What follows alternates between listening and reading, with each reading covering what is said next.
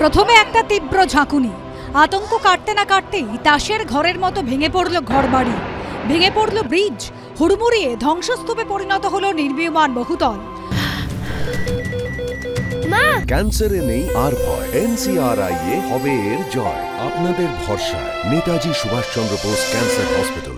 Hotel বহুতলের swimming pool থেকে ছলকে পড়ল জল, ফেটে চৌচির হয়ে গেল রাস্তা। কয়েক সেকেন্ডের ভূমিকম্পে তছনছ म्यांमार थाईलैंडेर विस्तीर्ण एलाका।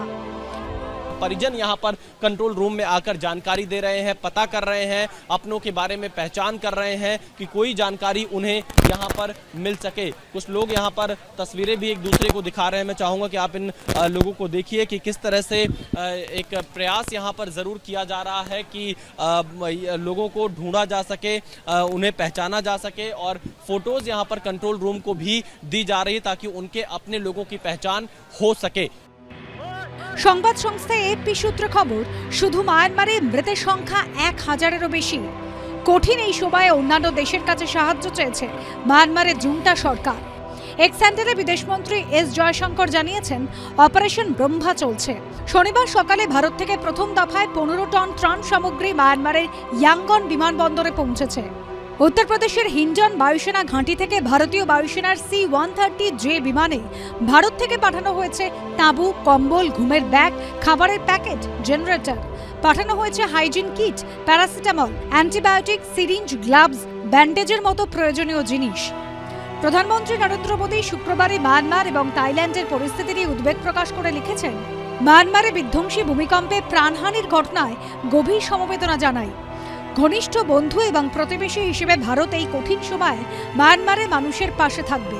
ভারতীয় সময় শুক্রবার সকাল 11:50-এ আচমকা কেঁপে ওঠে মায়ানমার। ন্যাশনাল সেন্টার ফর সিসমোলজির রিপোর্ট অনুযায়ী রিক্টার স্কেলে কম্পনের মাত্রা ছিল 7.7।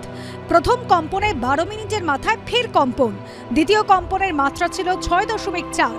দ্বিতীয়বার ভূমিকম্পের ঘণ্টাখানেকের মধ্যে ফের কেঁপে ওঠে মায়ানমারের মাটি। তৃতীয় কম্পনে মাত্রা ছিল 5।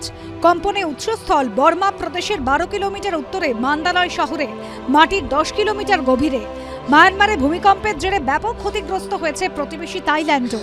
জোরালো কম্পনে রাজধানী ব্যাংককে ভেঙে পড়ে নির্মীয়মান 30 তলা একটি বাড়ি। पूरा का पूरा ये क्षेत्र इस भूकंप से प्रभावित हुआ है। यहाँ से ट्रैफिक डाइवर्ट किया गया है। बड़ी संख्या में लोग दबे हुए हैं।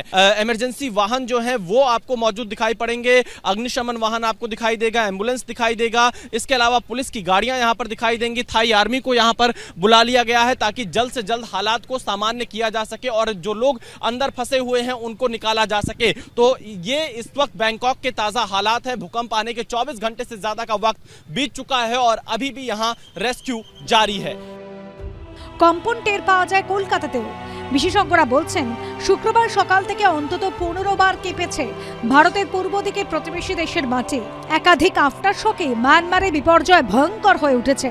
সংবাদ সংস্থা জানিয়েছে, ভূমিকম্পে মায়ানমারের 2টি সেতু ভেঙে গিয়েছে। সবচেয়ে বেশি ক্ষতিগ্রস্ত মান্দালয় শহর। ধ্বংসস্তূপের মধ্যে শতাধিক ব্যক্তির চাপা পড়ে থাকার আশঙ্কা করছেন উদ্ধারকারীরা। ধ্বংসস্তূপের চারপাশে উদ্বিগ্ন আত্মীয় স্বজনের ভিড়। ভূমিকম্প বিধ্বস্ত এলাকায় এখন শুধুই স্বজনহারাদের কান্নার রোল। হাসপাতালগুলিতে চিকিৎসা চলছে অসংখ্য মানুষের। এবিপি আনন্দ।